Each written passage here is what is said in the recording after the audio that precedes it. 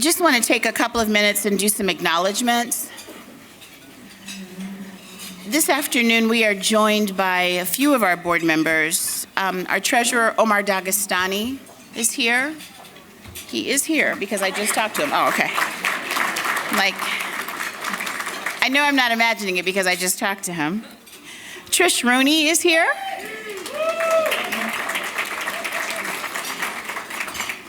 Lori Healy is here.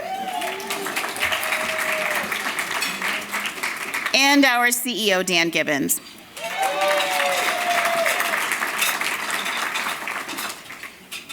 Someone just told Dan he's got to work a little bit harder on getting our attendance up, so I thought that was kind of cute. Quickly, I want to run through our tables of sponsors, and just a couple of acknowledgments. I'll go through this and then we can do a round of applause for everyone. We appreciate everyone's contributions and support of the City Club of Chicago. This is your club, and we acknowledge the fact that you all take the time to be with us.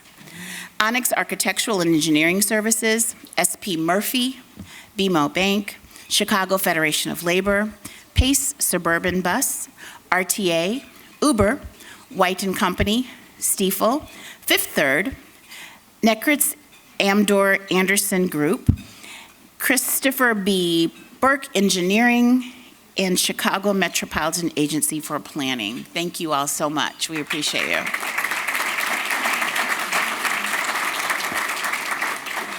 I just want to do a few acknowledgments, and then we will call everyone up to the stage. We have Comptroller Susana Mendoza in the house with us today.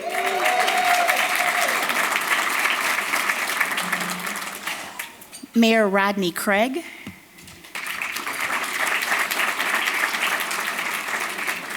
Mayor Jeff Schilke, where is he? Oh. Mayor Kathy Aducci. Commissioner Rachel Arfa. Mayor Rory Hoskins. Dory McWhorter of the YMCA. Jack Lavin, Chamber of Commerce. And Tom Kudrick from the Civic Committee. Sorry about that. We've got a few committees and boards and organizations in Chicago, so pardon me if I slip on one or two. At this time, Dan, where are you? Oh, okay. It's really hard to see with these lights, you all. Are we going straight to Senator Dillard? Okay. He is always Senator Dillard to me, so if I don't refer to him as Kirk, please forgive me. Point of privilege, I will say that he did attend Western Illinois a few years before me, but at this time, we'd like to bring up our longtime friend, and I don't know how many speeches he's made. I don't know how many times he's been here, but it is time for the man of the hour.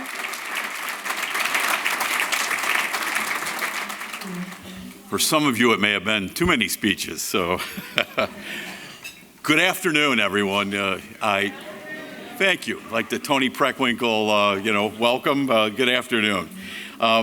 Thank you. And Jackie, you and I go back a long ways, and I want to thank everybody here at the City Club for hosting this discussion about the future of public transit at this critical moment. And it is a critical moment in mass transit's future. It's great to see you all here. I'm a longtime member of this club and believe its role is critical to the ongoing civic dialogue of our region. And this is a great place to come to tackle and begin to tackle problems that are vibrant and as complex as those facing Chicago, as well as the state of Illinois and our nation.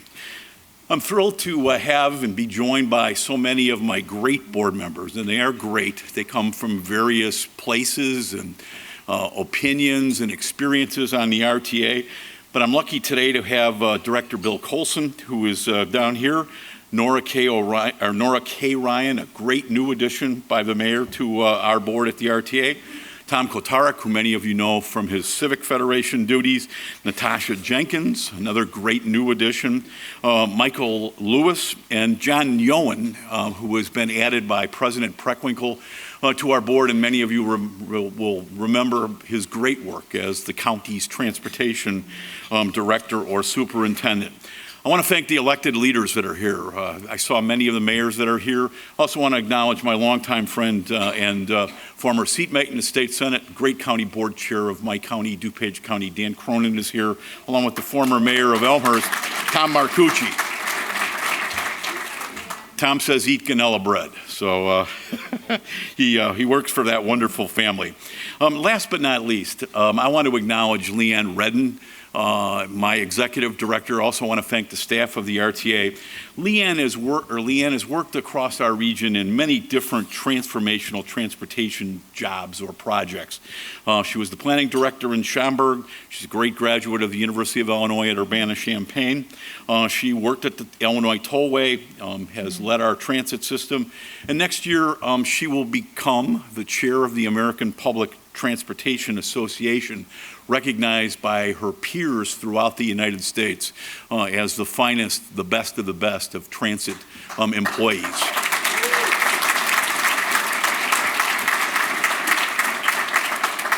And as any of you have ever listened to her accent, she is also internationally involved in international transportation.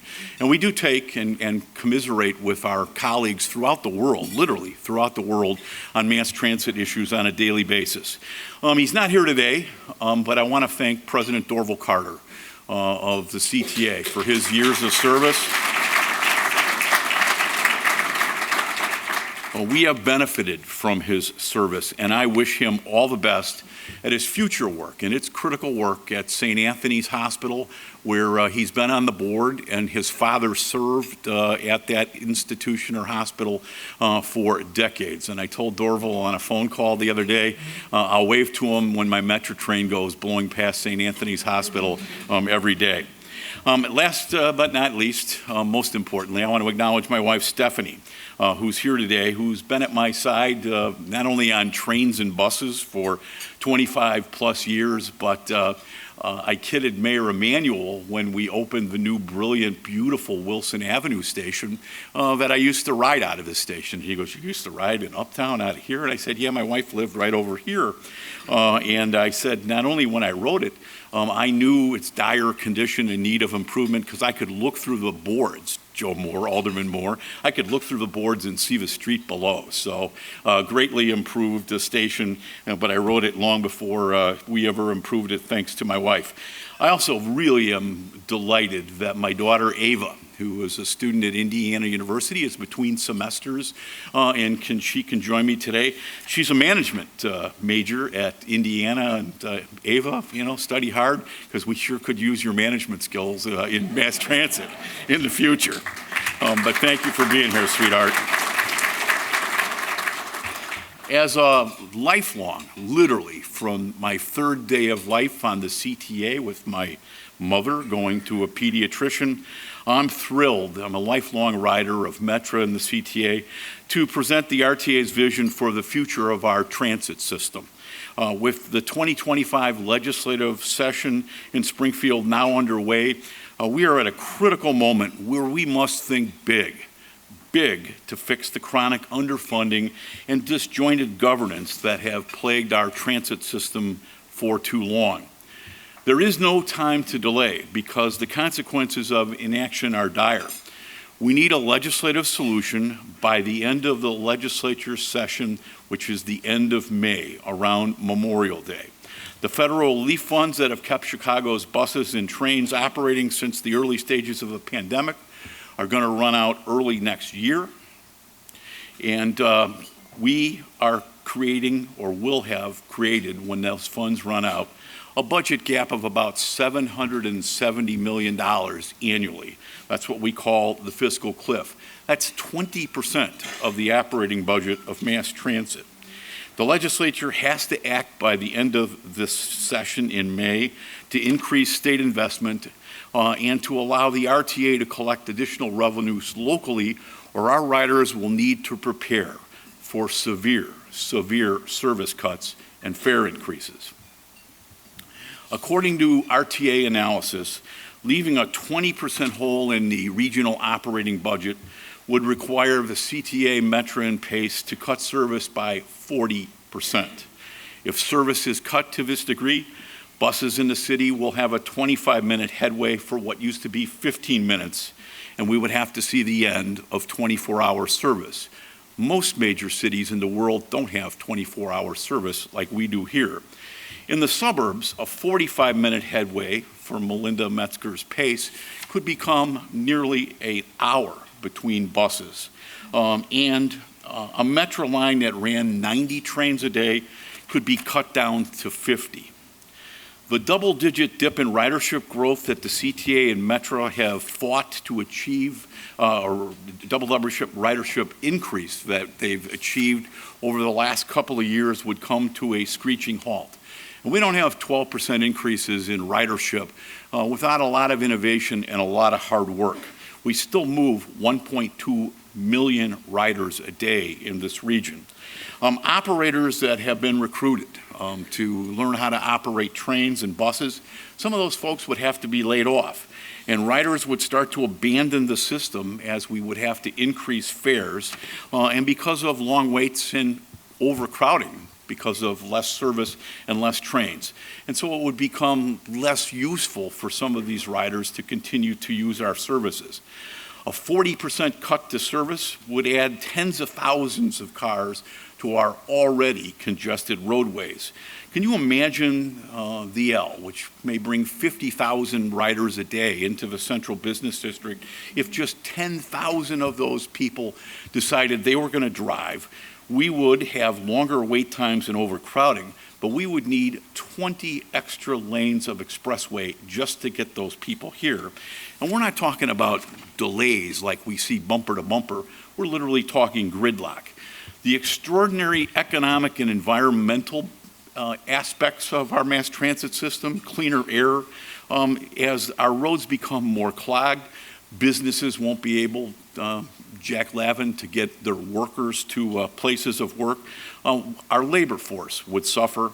Our customers, their customers would dissipate, and our air would get dirtier, and our overall region would become less desirable to work or live in.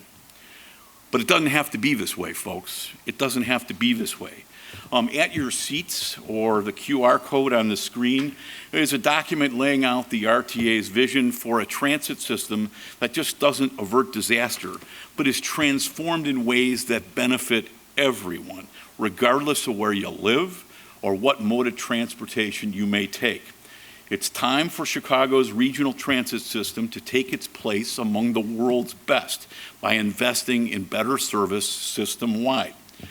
If legislators increase state investment in operations and allow us to collect revenue locally totaling $1.5 billion, along with the reforms I'm going to outline here today, the RTA will be stronger. Our commitment to you is simple: more frequent service for everybody, everywhere. This service will be fully integrated and it will be coordinated, allowing riders to seamlessly transfer across the system, regardless of whether they take CTA, Metra, or PACE. We envision a future where service is so frequent and reliable that people can leave their homes without checking a schedule or an app, knowing that the next bus or train will arrive shortly and get them to their destination on time. Where riders use one app to pay their fare and seamlessly transfer across operators.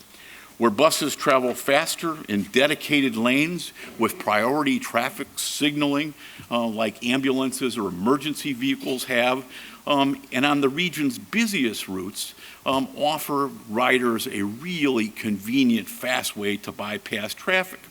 And where all of us experience less congested roads, we have cleaner air and a much more vibrant economy.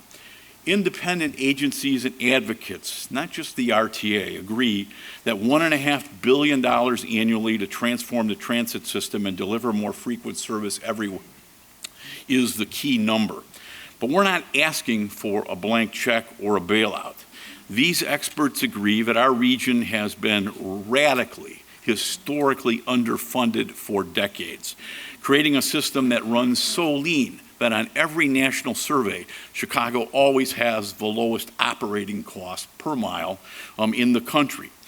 Now, we don't expect, and there's not any of our downstate friends here, but I don't expect downstate residents who don't use the system to foot this bill. The people of northeastern Illinois, our 6-county regional area, via sales taxes and fares, we basically self-suffice ourselves to run our transit system. But today, the state of Illinois out of Springfield, and the comptroller is here, it's not her fault, contributes the least amount to transit operations of any state.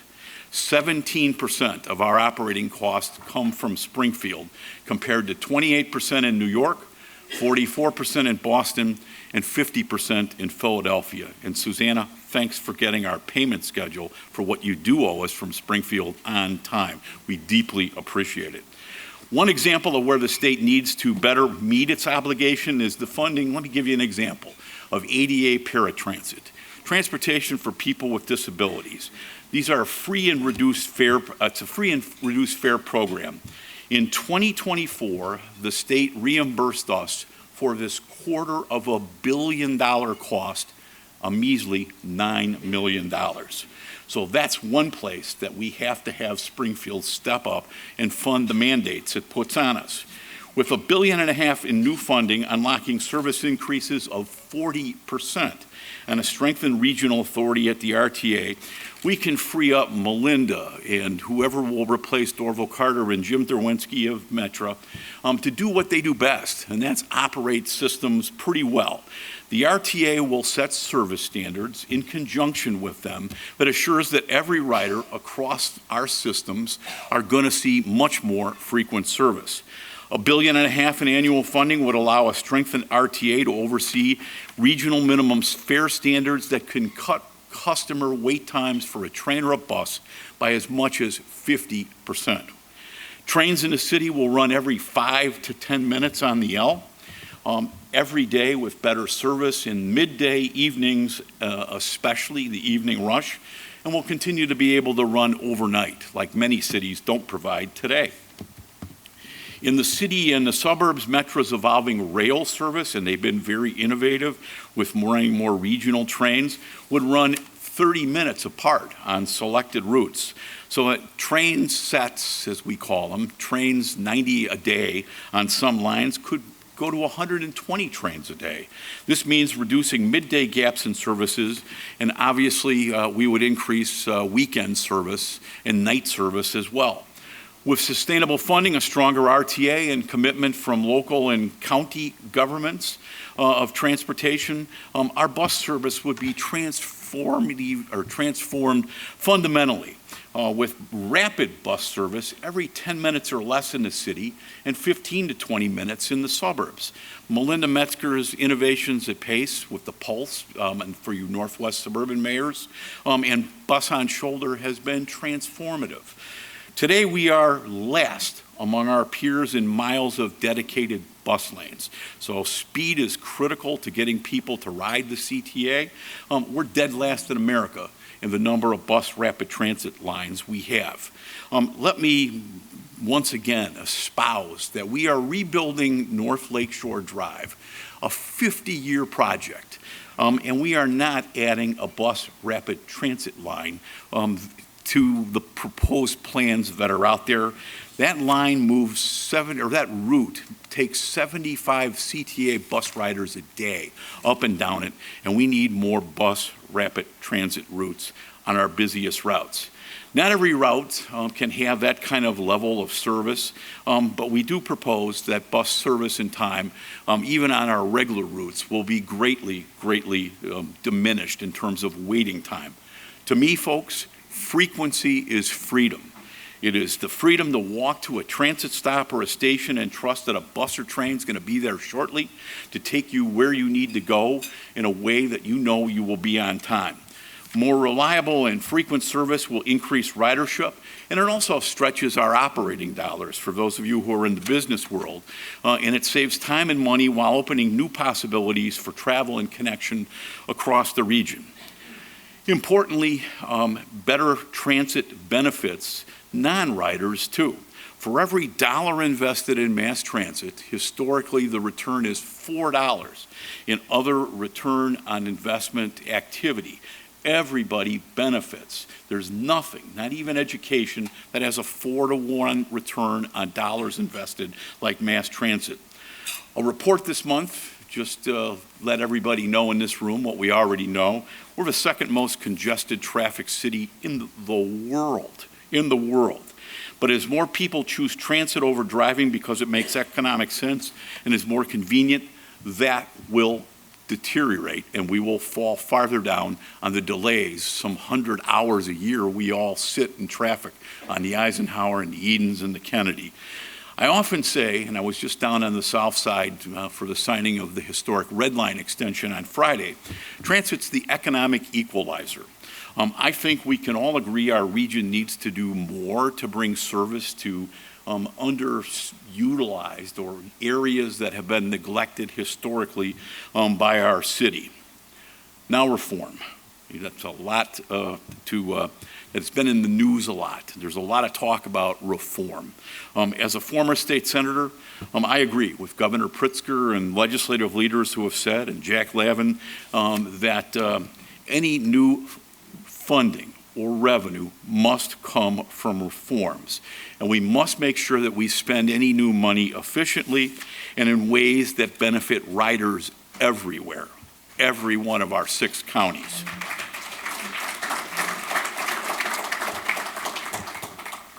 The RTA is proposing a historic restructuring of the region's transit governance to maximize the impact that this hopeful new funding will have and ensure all riders can access a reliable and integrated transit network.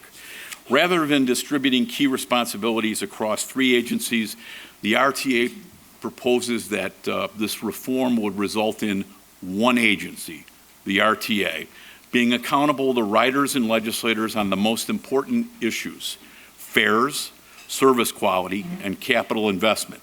State law currently does not empower my colleagues or us at the RTA and actually prohibits us from doing many things. We are not allowed to be involved in fares. You'll wonder why there's not a one fare app or a regional pass. Well, that's why. Placing these responsibilities with the RTA will improve riders' experience and boost accountability across our transportation network. A stronger RTA will allow CTA, Metra, and PACE to focus on what they do best. That's day-to-day operations, and they won't have to be bothered with some of the things the RTA is willing to take on. A strengthened RTA would set one regional fare policy and develop a universal fare payment app and a rider hub for all fare and customer service issues, ensuring riders have a simple, easy to understand fare and integrated information at stops and stations. For example, in addition to getting automated and accurate arrival times for your station, you're going to get information about where the nearest bus route is, or if you're at a bus route, where the nearest Metra train is, regardless of who operates them. A strengthened RTA would establish transit service and standards that would allow everybody to better understand the frequency and the scope of transit that should be available in their communities. 4 times a year, the RTA will call in the CTA, Metra, and PACE.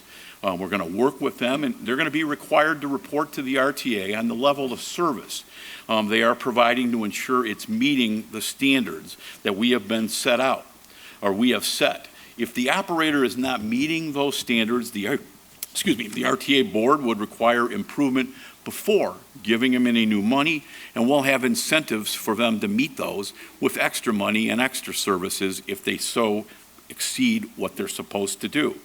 If needed, this is really cool. I was sitting next to the gentleman from Uber. If needed, we're going to have a contract for new routes and services that will fill gaps in our network. In that booklet you have, and the graphics are really, really cool, if we have to cancel a bus or a train, you would be given an app and a voucher to take Uber or Lyft or a ride share, and it would pop up A lot of people don't have money to take taxis or Ubers. If you're on a train or a bus and we cancel it, you'd get an app that would give you the voucher to take Uber or Lyft to where you're going. So this would mean that on-demand services can be used to fill that last mile or late night gap. And these vouchers would, I think, be incredibly transformative for people who rely on on transit when we cancel routes. A strengthened RTA would evaluate all major capital projects and distribute funding based on scoring and levels of necessity. Key metrics, folks, like accessibility, job access, and climate impact would go into our approval of capital projects throughout the region with great coordination and no duplication. A strengthened RTA would lead planning projects that cross operators and geographic boundaries, which are sometimes a significant impediment to getting those great federal grants that Dorval Carter was so good at. They want to see cooperation in Washington among all our operators, and a unified RTA would give us that ability to generate more federal monies. And then last but not least, we want to be given the authority to coordinate with mayors and local governments and sometimes private developers and to charge a fee for transit-oriented development around our stations, generating money but also great accessible and affordable housing for residents in certain places. So let me get to the 800-pound whatever in the room, safety. The reforms I just mentioned are critical to delivering a system that our residents deserve, but I can't solve one issue that's out there all by myself, and that's the perception that too often the reality is using transit is not safe. I believe and I know that every single leader in this room and everybody involved in this area believes that we all deserve to feel safe and be safe on transit. This is a hard problem to solve because of the size and breadth of our system and societal issues like mental health and other issues that are facing society in general. But we can and we're gonna do better. The more frequent service I have described helps alleviate one safety concern we have heard from riders. On parts of the transit trip where riders report to us at the RTA, they feel most insecure is waiting at the bus stop or waiting on the L platform. If you have more frequent service everywhere, all riders are going to experience shorter and more predictable wait times and thus safer trips. But shortening wait times isn't going to solve the problem of safety altogether. To further address this issue, the RTA is committed to working with local authorities to better enhance personal safety and security on public transit. This includes stronger partnerships between transit agencies and local officials to increase law enforcement presence on our system. About a year ago, we had a big safety summit at the RTA. Had operators from other cities in here, and we had a really excellent, and we've implemented many of these issues in bringing problem solvers together to stay focused on safety. We can be strategic, we can make law enforcement this priority, but we can do it compassionately and simultaneously with stricter, tougher law enforcement. But we all have to work together to achieve this. But safety is a paramount concern. Finally, the reform conclusions and efficiencies. The funding and reform I've just told you about has to come with the ability of the RTA to track progress. And enforcement mechanisms we don't have today, we have to have, and allow us to institute changes and improvements when needed. The new governance structure will result in increased efficiencies and cost savings for riders and taxpayers. We estimate that placing key system-wide responsibilities under the RTA, along with common sense, such as building maintenance and leasing and joint purchasing agreements, would save the region $50 million annually. Additionally, riders who use the system do have a contribution to make, especially if they're getting better and more frequent services. And we believe over time, and this is really being driven by inflation, a 10% system-wide fare increase to account for inflation, rising operating costs, cost generated, should also produce a $50 million savings, or $50 million in new revenues. Coupled with our savings, that's $100 million that's out there to help efficiencies system-wide, as I call it. And not just have a fare increase. For those who are indigent and need our help the most, we're going to ask the legislature to expand our access program for reduced fares that Metra so successfully has innovated over the last year. We want to expand the access program for poor and indigent individuals to include CTA and PACE. So you may have some fare increases, but the lower income folks will actually see a reduced fare. Combine this efficiency, again, will generate about $100 million for our system, including the fare increases that will come over time as service improves. To underscore this commitment, the RTA will write into the law and statute that none of this new money can be used for bureaucrats or personnel. It all has to go to improved service.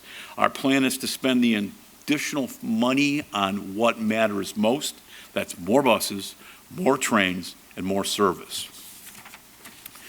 So, my conclusion and a call to action to everybody that's within the sound of my voice. The vision we're sharing today is a promise to every rider in the Chicago region. It will provide the necessary funding and the authority. The RTA will lead. Me and my board and my staff are ready to lead in collaboration, close collaboration. We have it today. It's even going to be closer with the CTA, Metra, and PACE. This will be a transformational, fundamental change to improve how we move, how we connect, and how we live. We look forward to sharing and hearing feedback on the vision and conversations with riders. We talk to them all the time, stakeholders, and elected officials in the coming months. I have tremendous confidence in the legislators that have stepped up and been assigned to this by the leaders of the legislature. They are among the best of the best legislators. I don't want to name any of them because I don't want to leave anyone out. But the Cam Buckners and the Evadina Delgados and Brad Stevens and Don DeWitt. Don, you're here today, are you not? Senator DeWitt, in the back, always overseeing everything. Senator Don DeWitt, former mayor, but also, more importantly, a former member of the RTA. And Mary Beth Canty, Representative Canty, is also a leader in the transportation field. She used to be a member of our board. I don't want to leave anybody out. The legislators have stepped up, and they are the best of the best working on this. We look forward to sharing and hearing your feedback and the visions on conversation. And I have great confidence that we are fortunate that we're going to improve this system forever in the Chicago area.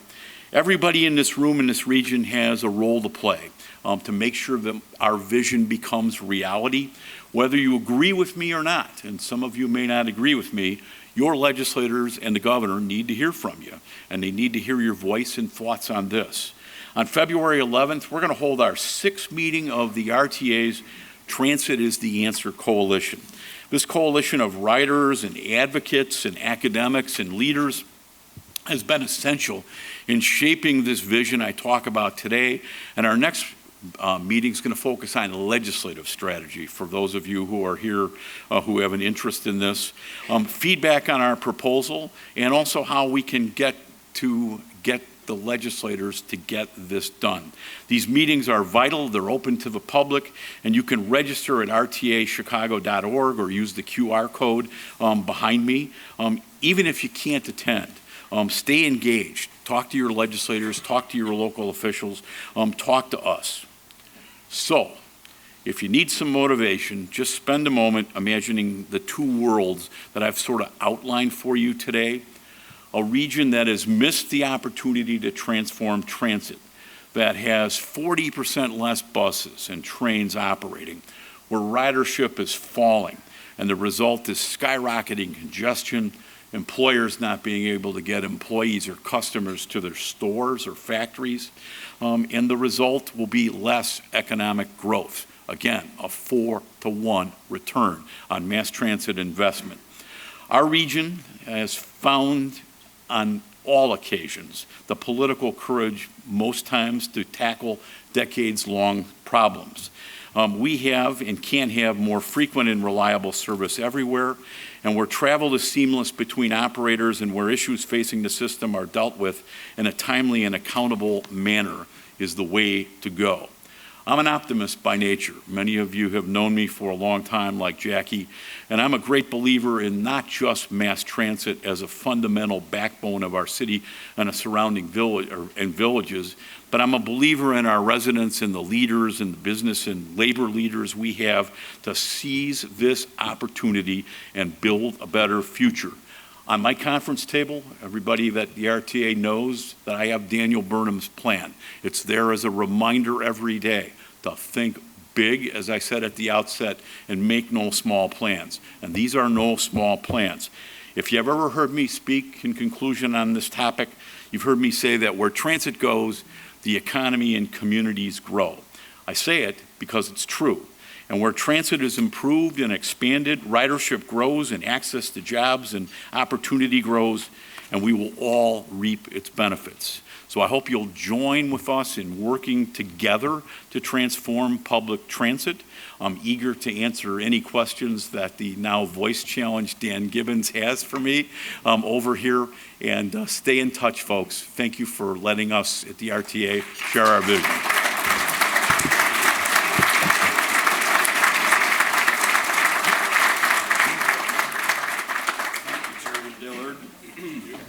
Excuse my voice, I lost it on the L platform on the way over. How about in the center? Okay. Ann, is that all right? Am I on? Can you hear me? Are you on? Good. Live? Hopefully you didn't lose your voice screaming, "Where's my train?" These are very And we're inviting Leanne Retton to join. Thank you for being here. Thank you.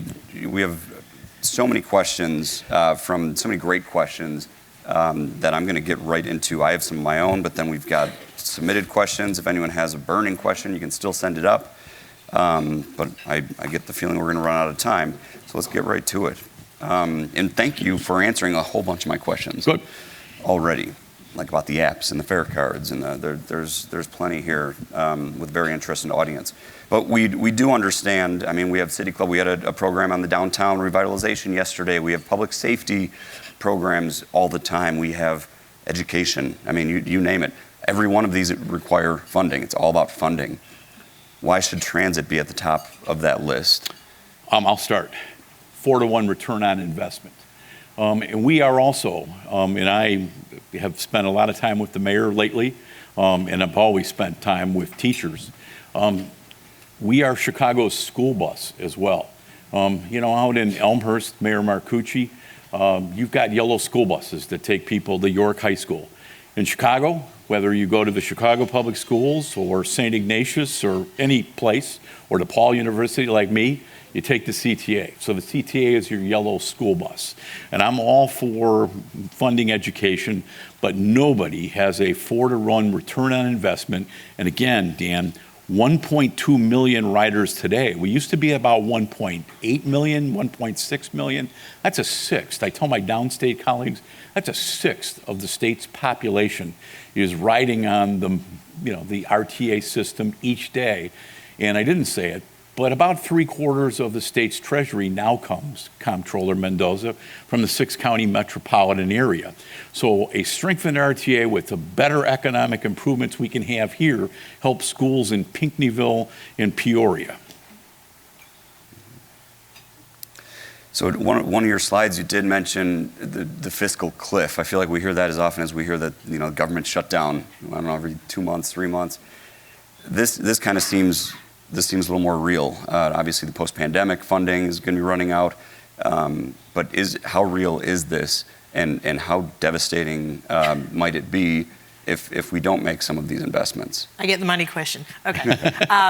It is real. I mean, the money, it's well documented when we run out of money. And yes, the money starts running out in 2026, but the urgency is now, simply because by state statute, we have to have regional balanced transit budgets. So we need funding certainty by the end of this legislative session, so us and the three service boards can actually begin planning their budgets for 2026. What year are we in? I have to say that. 26.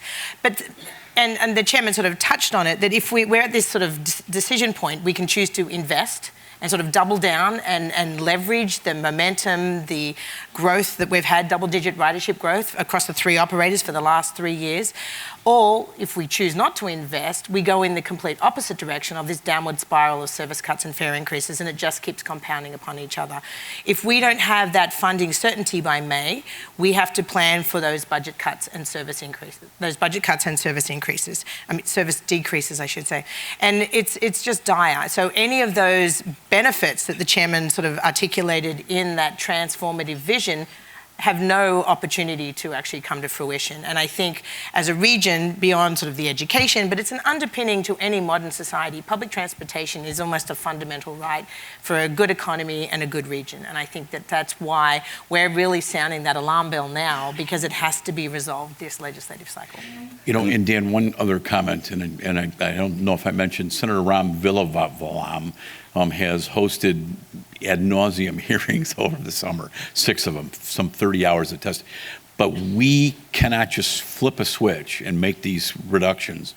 We have federal government requirements that allow us to, and we have to jump through hoops, so to speak, to be able to make some of these budget cuts.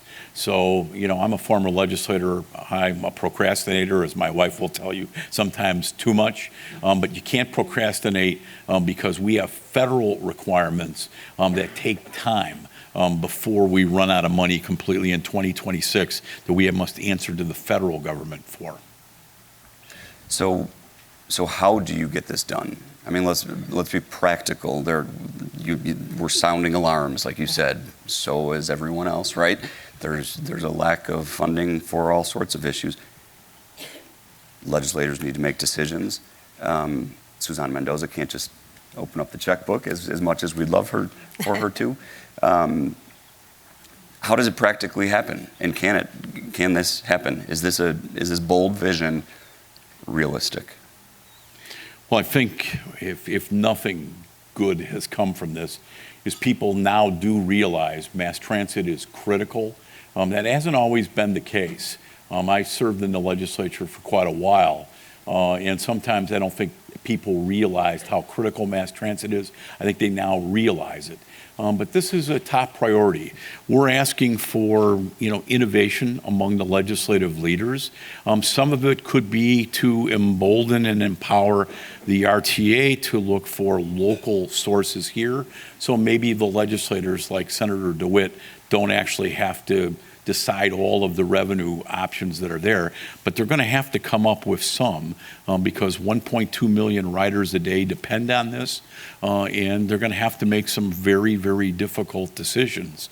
And we're not asking it all to come from Springfield. We're asking the riders, when their service improves, to do more, and we'll get it done. We figured out how to get it done before, but I would submit that the highest priority in Springfield, aside from Susanna trying to figure out where the $3 billion budget hole that they have is going to be filled, is the RTA.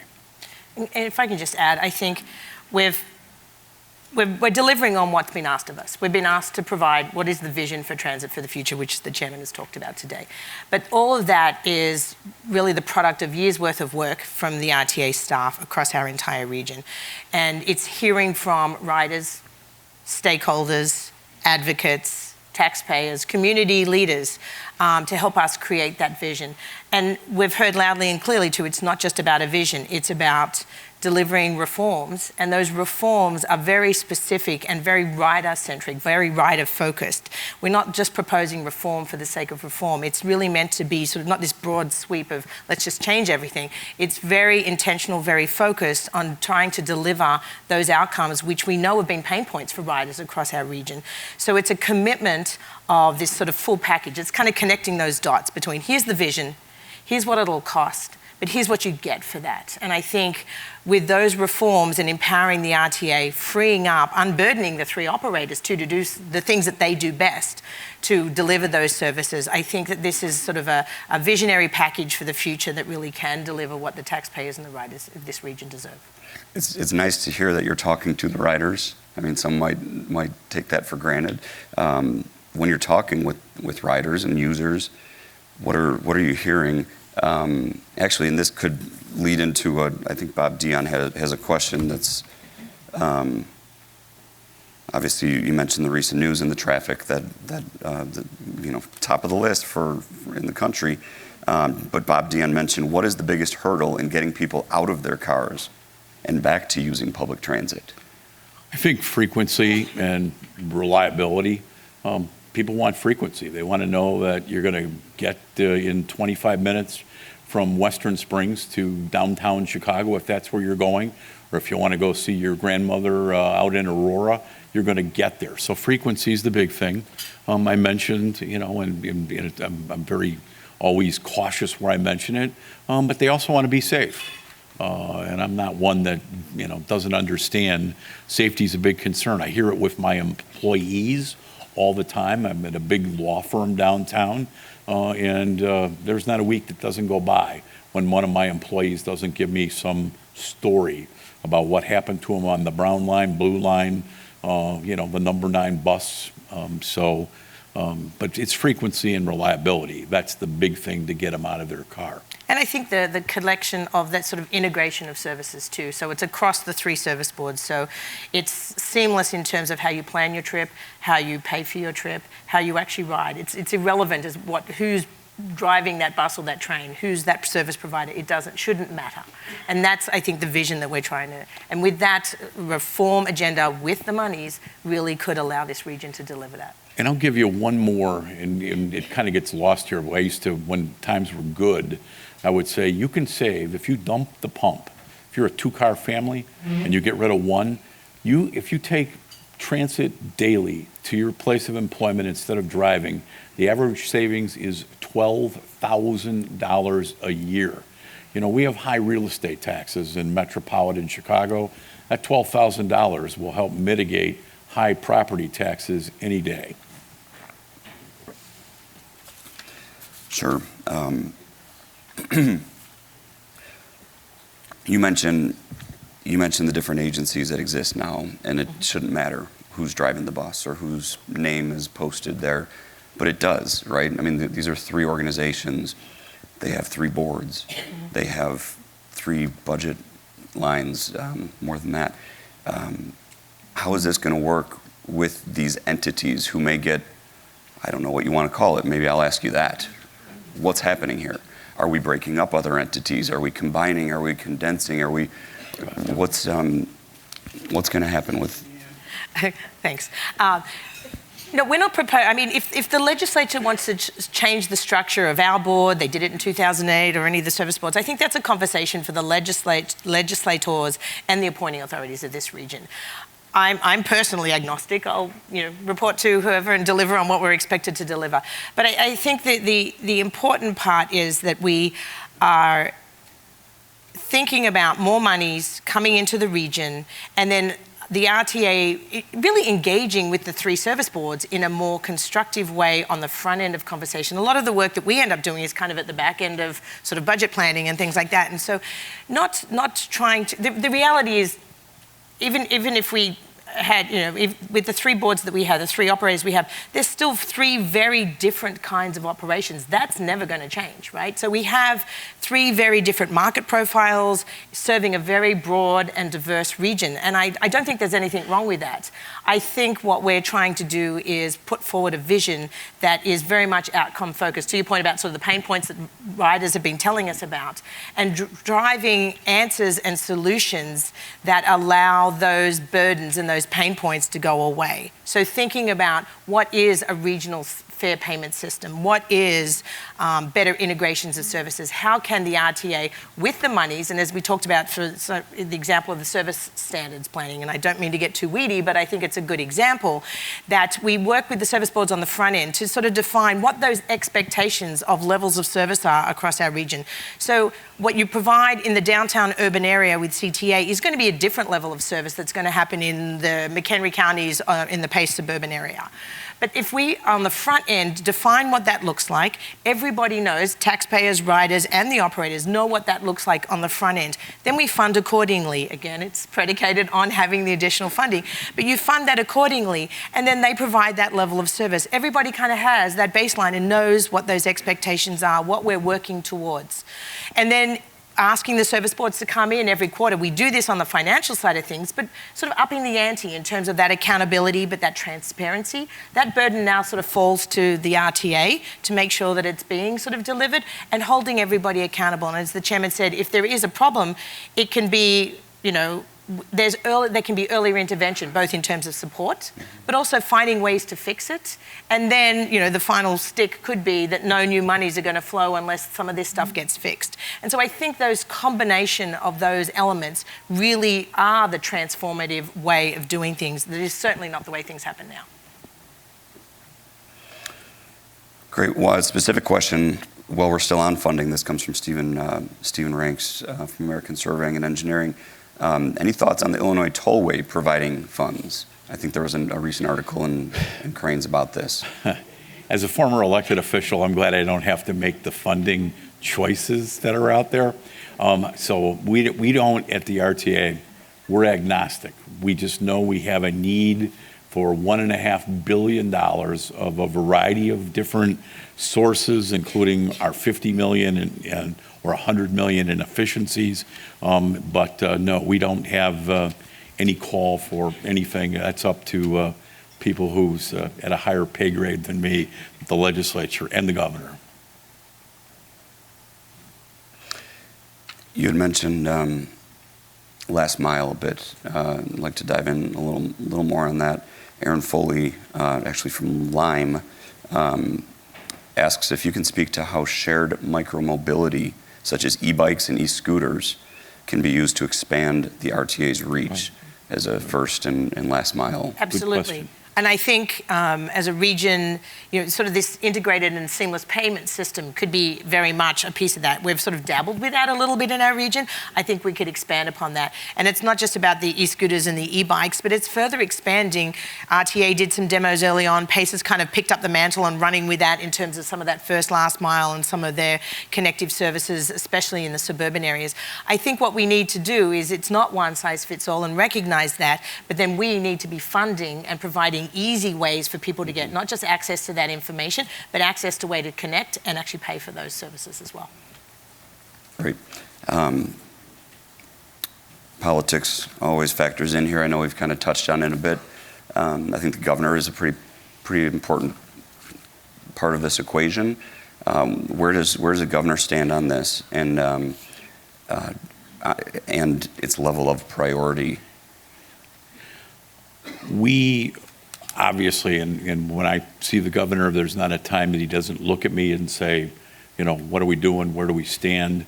Obviously, we're going to work with his staff very closely and have worked with his staff as we have legislative staffs and in the mayor's office. He's looking for a solution.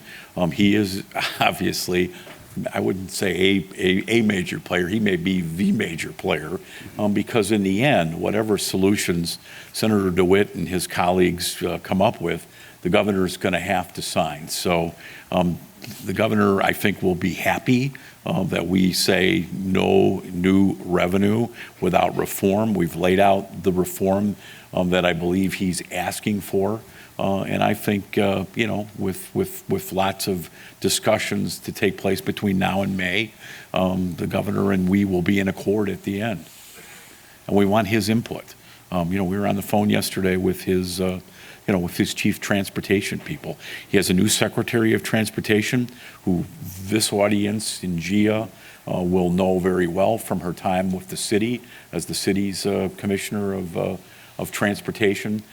So we work with everybody that's out there, but obviously Governor Pritzker is a major player here that we have to appease and get his input, and he has to feel comfortable with. We've got to wrap up here, keep the trains running on time. But I'll give you a break on this, Leanne, and ask you, Chairman, former Senator, or just Kirk, could you just stick on politics for a minute? We're at the City Club. We can't get away from it. Let's talk. You've been heavily involved in Republican politics in the state for many years. There's been some changes lately. The party is changing. We plan to have a program here specifically on the future of the Republican Party. How do you see things playing out over the next 2 weeks with the new president, and then beyond that in this state politically? It will be very interesting, to say the least. Great theater. My wife and I on Monday will be sitting in our Hinsdale home with popcorn watching hopefully an uneventful inauguration. I've always said, and Dan Cronin is here, he's been a Republican county chairman. The state is not as deeply, it's not as deeply blue as people think it is. That's not to say this isn't a Democratic state, because I used to say when I ran for office, we're not Iowa. This is a state that has a great and super tradition with organized labor. We are a diverse population. I voted for the DREAM Act when I was in the legislature, and I'm very cognizant of if the Republican Party doesn't diversify, it's going to die. It's not dead yet. It's going to die. Kathy Salvi is the new head. I'm sure you'll have her here as the Republican Party. She presents a very good image for the Republican Party statewide. John Curran, have him here, the Republican leader in the state Senate, is from our area, a former Cook County State's Attorney, former Illini football player, somebody who gets along well as a Republican with organized labor. So the Republican Party will probably not be for a while the major party in Illinois, but it wasn't that long ago that the Republican Party was in control of Springfield.